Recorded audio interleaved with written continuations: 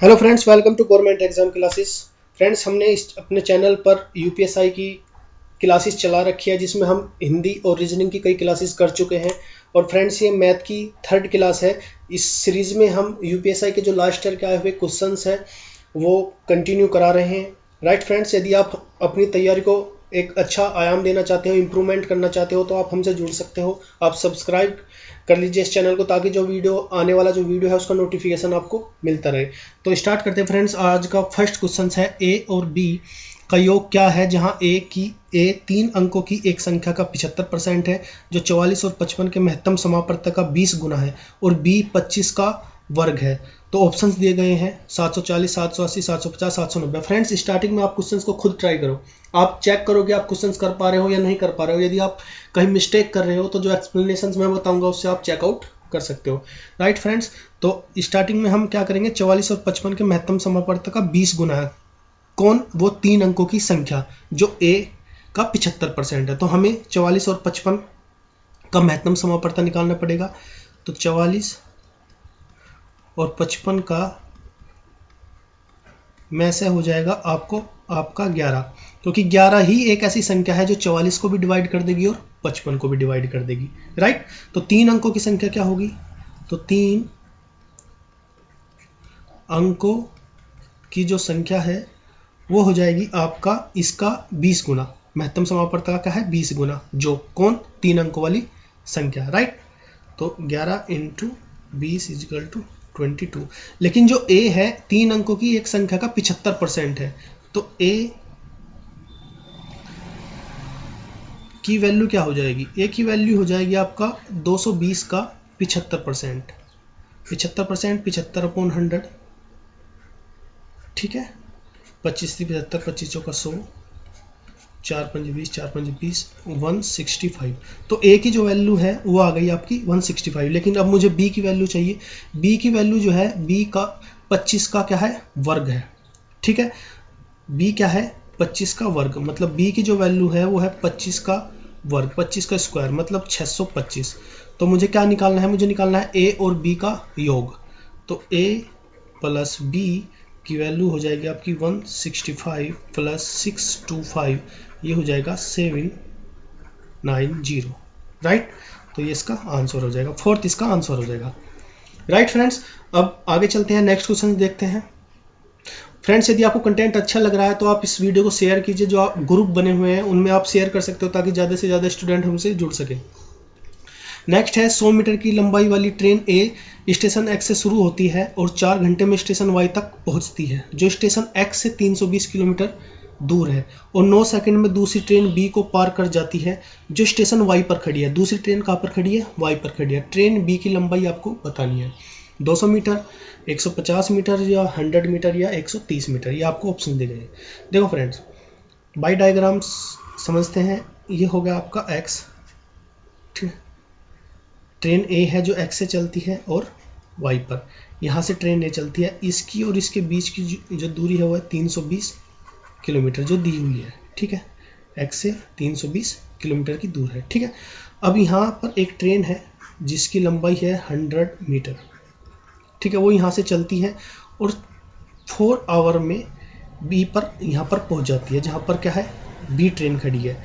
B train की मैंने length मान ली एल बी है, और इसे वो 9 सेकंड में पार कर जाती है। ठीक है, इसे 9 सेकंड में। तो सबसे पहले तो मुझे ए की चाल निकालनी होगी, ए की स्पीड निकालनी होगी। ट्रेन ए की चाल, ट्रेन ए की चाल हो जाएगी आपकी दूरी बटे समय, 80 किलोमीटर पर आवर।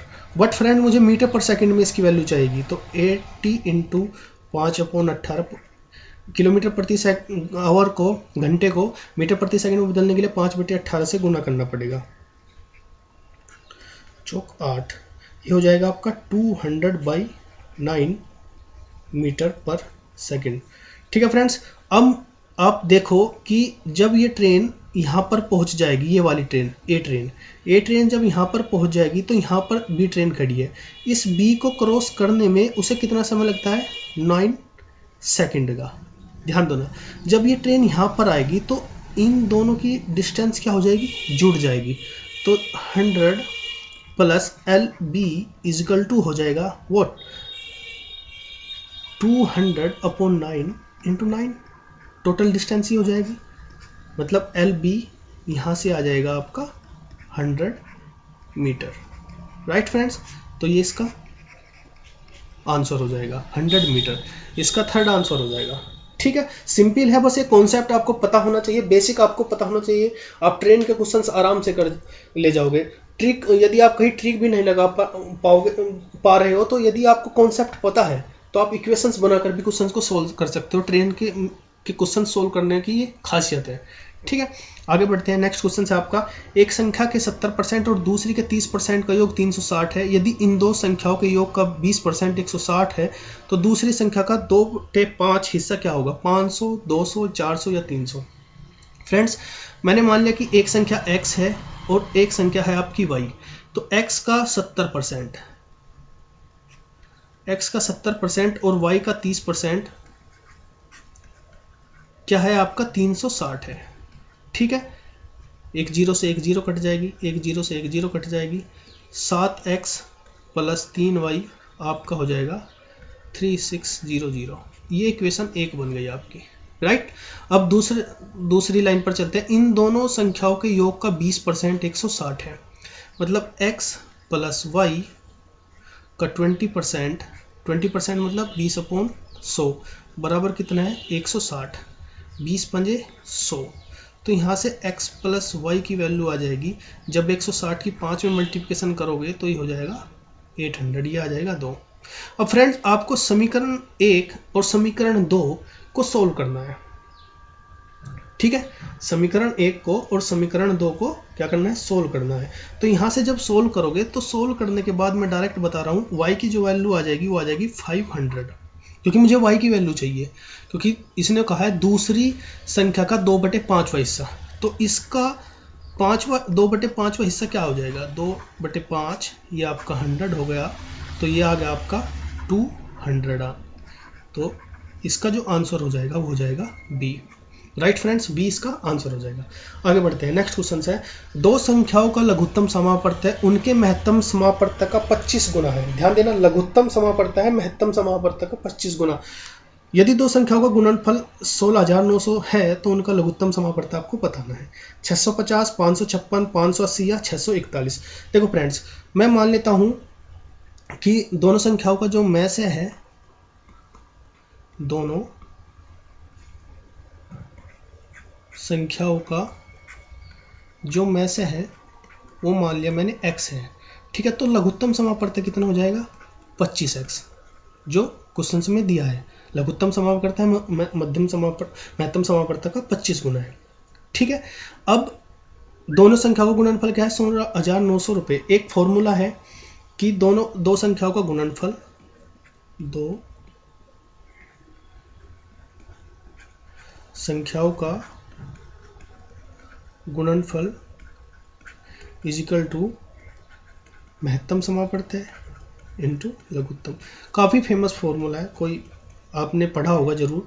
तो दो संख्याओं का जो गुणनफल है 16,900 हो जाएगा और महत्तम समापवर्त है इंटू लघुत्तम समापवर्त है। तो यहाँ से जो 25x² है ये हो जाएगा 16,900। ठीक है, यहाँ से x की वैल्यू निकालनी है, तो x की वैल्यू आ जाएगी 26। राइट फ्रेंड्स, अब मुझे क्या चाहिए, लघुत्तम समापवर्त है। तो लघुत्तम समापवर्त आपका है 25x, मतलब 25 इंटू 26, ये हो जाएगा आपका 650 आंसर। मतलब 650 ए इसका आंसर हो जाएगा।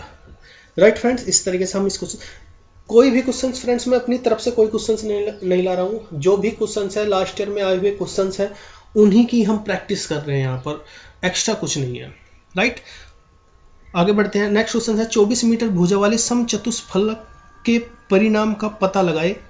16, 22 रूट है, रूट 2 है, 15, 32 रूट 2 है, 11, 62 रूट 2 है, 11, 52 रूट 2 है। तो समचतुष्फल के परिणाम का मतलब है वॉल्यूम।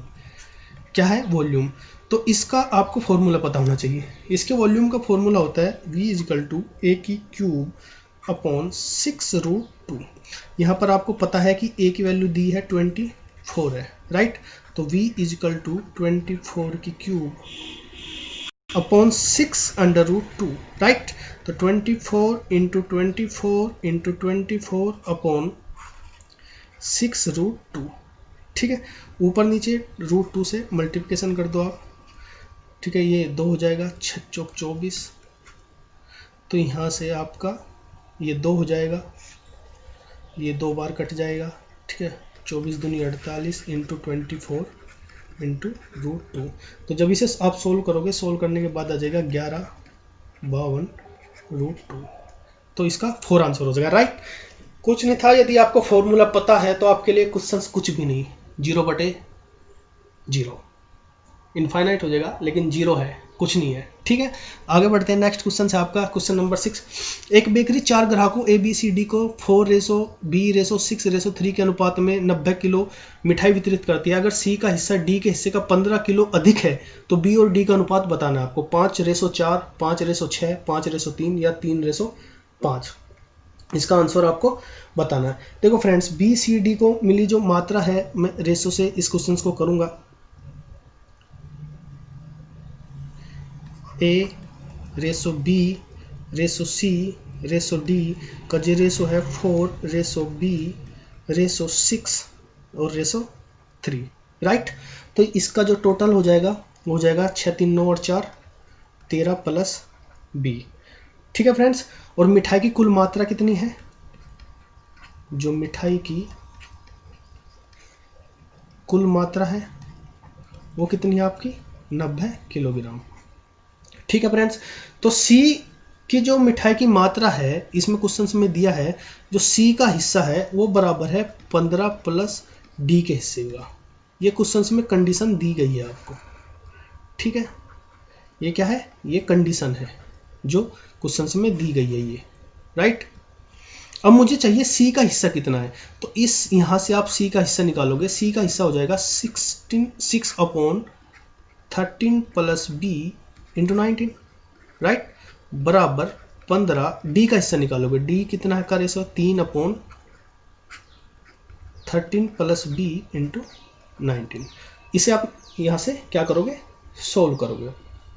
तो सोल्व कैसे करोगे? सोल्व सिंपल है, कोई बड़ी कैलकुलेशन नहीं है। 6 into 19 equal to 15 into 13 plus B plus 3 into 19, right. तो यहाँ से जो B की वैल्यू आ जाएगी वो आ जाएगी आपकी 5, ठीक है। तो D की वैल्यू निकालो यहाँ से।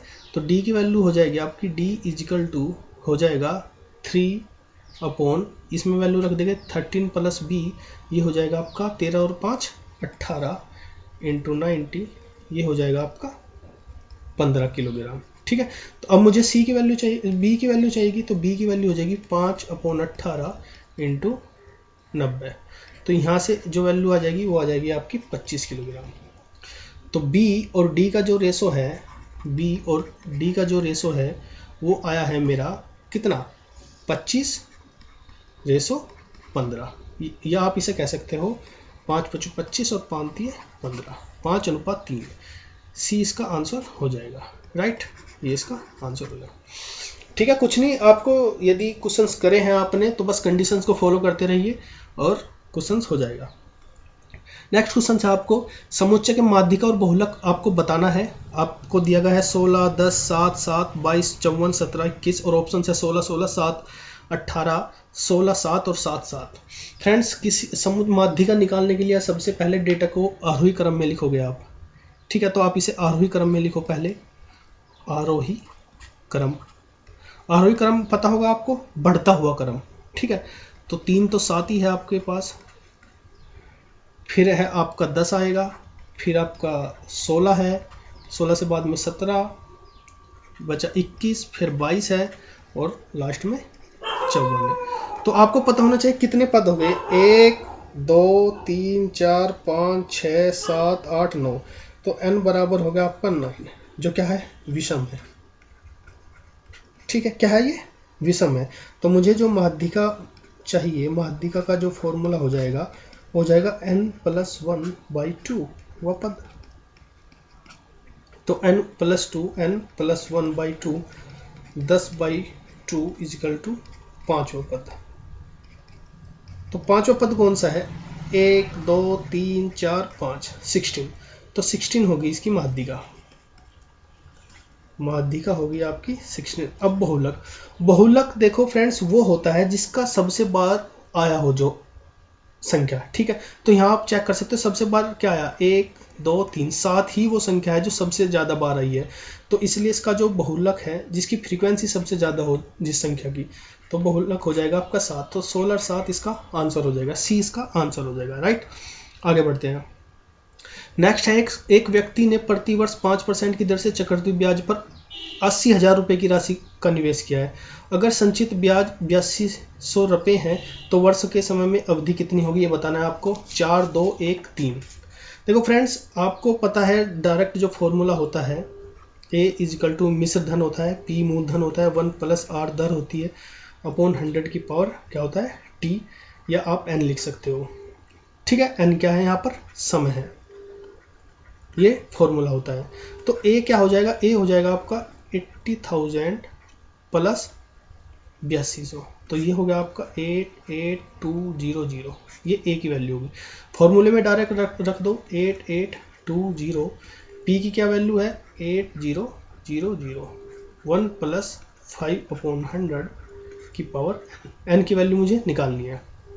2 0 से 2 0 कट गई, इसे इधर ले आओ आप, 882/800, राइट। ये होगा 5 दूनी 10, ठीक है। ये होगा 20 और 21/20 की पावर N। दोनों साइड जब आप यहाँ करोगे इसे 4 से काट दो, 2 से काट दो, 2 चौक 8, 2 चौक 8, 2 एकम 2, 2 चौक 8। तो फ्रेंड्स आप देख रहे होंगे तो ये बन रहा है आपका 21/20 का स्क्वायर, और ये बन रहा है 21/20 की पावर N। तो जब आप कंपेरिजन्स करोगे तो बाई कंपेरिजन्स जब आप कंपैरिजन करोगे तो n की जो वैल्यू है वो आ जाएगी आपकी 2, क्योंकि दोनों साइड सेम है बेस और ये पावर है अलग। तो n बराबर क्या हो जाएगा 2 हो जाएगा, तो 20 का आंसर हो जाएगा, राइट फ्रेंड्स।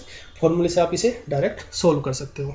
नेक्स्ट है आपका, यदि 8 महिलाएं हैं दिन में 12 घंटे काम करके 20 दिनों में एक काम को पूरा कर सकती है, तो प्रतिदिन 2 घंटे काम करके 30 दिनों में कितनी महिलाएं उसी काम को पूरा कर सकती है, 20, 16, 30 या 32। डायरेक्ट फॉर्मूला यूज कर सकते हो आप, M1 D1 T1/W1 is equal to M2 D2 T2/W2। तो ये हो गया आपका 8 × 20 × 12, राइट। 8 महिलाएं हैं, 12 घंटे और 20 दिन। वर्क क्या होगा आपका 1। ये x मान लेते हैं जो मुझे कैलकुलेट करना है, ठीक है। ये होगा 30 × 2/1 काम होगा। यहाँ से मुझे x की वैल्यू चाहिए। 10 दूनी 20, 10 3 30, 2 से 2 कट गया, 3 चौक 12, 8 चौक 32। तो यहाँ से x की वैल्यू आ गई आपकी 32। तो इसका जो आंसर हो जाएगा वो हो जाएगा 4th, राइट फ्रेंड्स। कुछ नहीं है, डायरेक्ट सिंपल है, फॉर्मूले में रखो और सोल्व कर दो। नेक्स्ट आगे बढ़ते हैं। नेक्स्ट क्वेश्चन है, 2 बाइक है क्रम से 24 किलोमीटर प्रति घंटा और 18 किलोमीटर प्रति घंटा पर एक ही बिंदु से शुरू करते हैं। यदि एक ही गंतव्य तक पहुंचती है, अगर दूरी 360 किलोमीटर है, तो तेज बाइक धीमी बाइक से कितने घंटे पहले गंतव्य पर पहुंच जाएगी? 8 घंटे, 7 घंटे, 3 घंटे या 5 घंटे। देखो फ्रेंड्स, यहाँ पर क्या है, एक 24 किलोमीटर प्रति घंटा की चाल से जा रही है और एक 18 किलोमीटर प्रति घंटा की चाल से। आपको पता होना चाहिए कि तेज कौन सी जाएगी, जो ज़्यादा स्पीड से जा रही है। तो तेज बाइक जो है वो कितना टाइम लगाएगी 360 किलोमीटर दूरी तय करने में। तो तेज बाइक द्वारा 360 किलोमीटर दूरी कितने समय में तय होगा? 360/24। ये यहाँ आ गया आपका 15 आवर, ठीक है। और धीमी बाइक द्वारा दूरी तय करने में लगा समय, ये कितना हो गया आपका 360/18, क्योंकि 18 किलोमीटर प्रति आवर है इसकी स्पीड, तो इसे काटने के बाद आ जाएगा 18 दूनी 36 20 आवर। अब तेज बाइक कितने समय पहले जो है डेस्टिनेशन पे पहुंच जाएगी? कितने पहले? 5 आवर्स, सीधी सी बात है। 20 - 15 बराबर 5 आवर्स पहले डेस्टिनेशन पर या गंतव्य पर पहुंच जाएगी। ठीक है, तो इसका जो आंसर है वो हो जाएगा 4th। राइट फ्रेंड्स, आगे बढ़ते हैं। सॉरी, आपको एक भिन्न दी गई है, भिन्न का मान आपको इसमें से कौन सा मान निम्नतम है। ठीक है, आप एक भिन्न है आपके पास 3/5, 4/5, 5/7, 7/9 और 9/11। ऑप्शन दिए गए हैं आपको 7/9, 4/6, 5/7, वही है, कौन सा आपको बताना। देखो फ्रेंड्स, दोनों का डिफरेंस चेक करो पहले। 3 का और 5 का डिफरेंस है 2, 4 का और 5 का डिफरेंस कितना है? सॉरी, ये 4 और 6 है। ठीक है, ऑप्शंस में भी 4 और 6 है। ठीक है, ये वाला, ये 4 और 6 है। ठीक है, थोड़ा मिसप्रिंट है यहाँ पे। तो 4 और 6 का कितना है? 2 डिफरेंस। 5 और 7 का 2 डिफरेंस। 7 और 9 का 2 डिफरेंस। 9 और 11 का 2 डिफरेंस। तो जब डिफरेंस सेम हो अंश और हर में, तो डायरेक्ट फॉर्मूला लगा दो, जो सबसे छोटे वाली संख्या है वही हम क्या हो जाएगी? सबसे न्यूनतम संख्या हो जाएगी। मतलब 3/5 क्या हो जाएगी आपकी? न्यूनतम भिन्न। राइट, तो 3/5 इसका डी आंसर हो जाएगा। राइट फ्रेंड्स, आगे बढ़ते हैं। एक त्रिकोण के एक भुजा की लंबाई 5 सेंटीमीटर है और दूसरी दो भुजाओं की लंबाई के बीच का अंतर है 1। तो यदि त्रिकोण की परिधि 20 सेंटीमीटर है तो उसके क्षेत्रफल को पता लगाइए। 14√3 या 10√3 या 12√3 या 13√3। देखो फ्रेंड्स, हमारे पास क्या है? एक त्रिभुज है, सॉरी त्रिकोण है, त्रिभुज है। ठीक है, जिसकी ए बी और सी 3 है। ठीक है, एक भुजा होगी आपकी 5 और 2 भुजाओं का अंतर होगा आपका 1।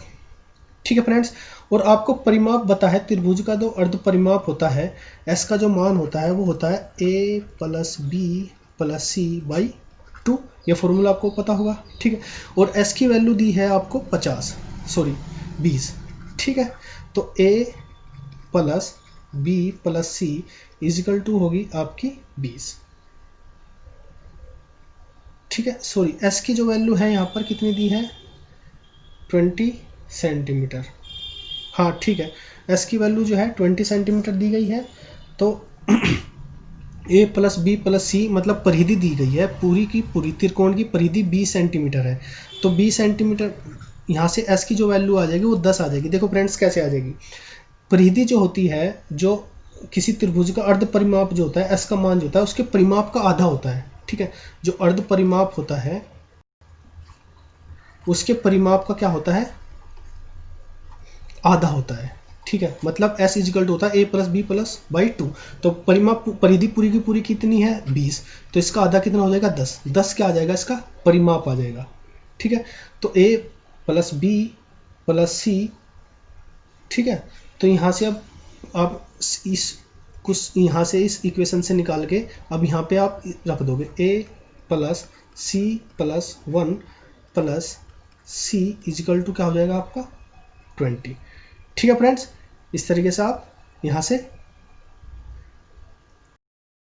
ठीक है फ्रेंड्स, देखो x की वैल्यू यहाँ पर 10 है, तो जब ये 2 इधर जाएगा तो क्या हो जाएगा? 20 हो जाएगा। a + b + c क्या हो जाएगा? 20 हो जाएगा। यहाँ पर b की वैल्यू निकाल लो, 1 + c हो जाएगा। तो 1 + c की वैल्यू यहाँ पर रख दोगे। ठीक है, 1 + c की वैल्यू आपने रख दी। अब a की वैल्यू कितनी है आपके पास? 5 + 2c + 1। ठीक है, 2c + 1 = क्या हो गया? 20 होगा। तो 2c + 1 कितना हो गया आपका? 15। यहाँ से जो c की वैल्यू है वो आ जाएगी आपकी 7। जब c 7 आ गया तो b कितना हो जाएगा आपका? 8। राइट, तो मुझे क्या निकालना है? त्रिभुज का क्षेत्रफल निकालना है। तो त्रिभुज के क्षेत्रफल का जो फॉर्मूला होता है वो होता है s × s - a s - b s - c। ठीक है, तो s की वैल्यू कितनी है? 10। क्योंकि मुझे 10 इसलिए निकालना पड़ा है यहाँ पर, क्योंकि मुझे यहाँ s 10 चाहिए था। और 10 में से 1 जब a जाएगा तो कितना बचेगा? 5। इंटू बी कितना है 7, कितना बचा आपका 3, और जब 8 जाएगा बी जाएगा तो 2, तो मतलब 3 इंटू 2 इसका अंडर रूट। जब इसे आप सोल्व करोगे 5 दूनी 10, एक 5 यहाँ से आ जाएगा, एक 5 ये, ठीक है, एक 5 बाहर आ जाएगा, 2 बाहर आ जाएगा, √3 अंदर रह जाएगा, तो 10√3 इसका सेंटीमीटर आंसर हो जाएगा। कुछ नहीं फ्रेंड्स, बस आपको फॉर्मूला थोड़े कैलकुलेशन थी वो आपको करना है, बस ये कॉन्सेप्ट यहाँ पर समझना है। जो अर्ध परिमाप होता है, जो त्रिभुज का अर्ध परिमाप होता है, एस का मान उसके परिमाप का क्या होता है, आधा होता है, ठीक है, ये आपको पता होना चाहिए वाला फॉर्मूला, ठीक है। आगे बढ़ते हैं, नेक्स्ट क्वेश्चन से आपका निम्न संख्याओं के महत्तम समापवर्त और लघुत्तम समापवर्त आपको पता करना है। 30, 80, 50 ये दिए गए हैं। तो देखो सबसे पहले हम इनके टुकड़े करेंगे, इजिकल टू हो जाएगा 30 हो जाएगा आपका 2 × 3 × 5, ठीक है। अब मैं क्या करूँगा 80 का करूँगा, 80 का हो जाएगा आपका क्या 2 × 2 × 2 × 2, 2 4 दूनी 8, 8 दूनी 16, 16 पंजे 80, ठीक है। अब मैं करूँगा किसका 50 का, 50 का 2 × 5 10 × 5, ठीक है। अब कॉमन देखो, एक तो 2 कॉमन है इनमें, एक क्या है 5 कॉमन है, ठीक है। तो जो वो में से होगा वो क्या होगा, जो कॉमन संख्या है वो हो जाएगा, तो 2 × 5, तो ये आपका 10 होगा में से। अब मुझे लेस है निकालना है, तो लेस है कॉमन तो आपके आ ही जाएंगे, और जो बाकी संख्या है वो भी आ जाएगी, मतलब 2 × 2 × 2 × 2 × 5 × 5 × 3, ठीक है फ्रेंड। तो 16, 2 दूनी 4 दूनी 8, 8 दूनी 16 × 25 थी 75, ये हो जाएगा आपका 1200, तो ये हो गया, और ये में से 10 हो गया, तो 10 × 1200 ये इसका आंसर हो जाएगा, ठीक है फ्रेंड्स। तो अब आगे चलते हैं, नेक्स्ट क्वेश्चन से 3 उदाहरण है। माली ने इन बगीचों से तोड़े गए फूलों को तोला, ठीक है, और फूलों का औसत वजन कितना है 32 औसत वजन, ठीक है। बाद में यह पाया गया कि उदाहरण से फूलों का वजन गलती से 24 के बजाय 21 किलो आ गया, सही औसत आपको बताना है। 3 उदाहरणों से प्राप्त जो फूलों का वजन है वो बताओ पहले कितना है, वो है 32 किलोग्राम, ठीक है, ये आपको दिया गया है औसत। ये कितने का है 3 का, ठीक है। तो कुल वजन कितना हो जाएगा 32 × 3 हो जाएगा, राइट, 96 किलोग्राम इसका कुल वजन हो जाएगा, क्योंकि क्या था ये औसत वजन था, औसत कुल निकालने के लिए × 3 कर दोगे तो क्या हो जाएगा 96 हो जाएगा। लेकिन क्या किया 24 किलोग्राम के बजाय 21 किलोग्राम क्या कर दिया, मतलब कितना क्या था, गलती से 24 किलो के बजाय 21 किलो कर दिया, मतलब कितना कर दिया 3 का चेंज कर दिया, तो 96 + 3 ये हो जाएगा आपका 99 किलोग्राम। लेकिन मुझे कितना क्या चाहिए औसत चाहिए, तो 99 बाई कितने 3 बागान है, तो 33 किलोग्राम इसका क्या आ जाएगा आंसर हो जाएगा। देखो फ्रेंड्स आज के लिए इतना ही, और यदि आपको कंटेंट अच्छा लगा हो तो आप इसे सब्सक्राइब कीजिए और लाइक कीजिए, और फ्रेंड्स ज़्यादा से ज़्यादा आप इसे शेयर कीजिए ताकि ज़्यादा से ज़्यादा स्टूडेंट हमसे जुड़ सके। तो आज के लिए इतना ही, जय हिंद फ्रेंड्स।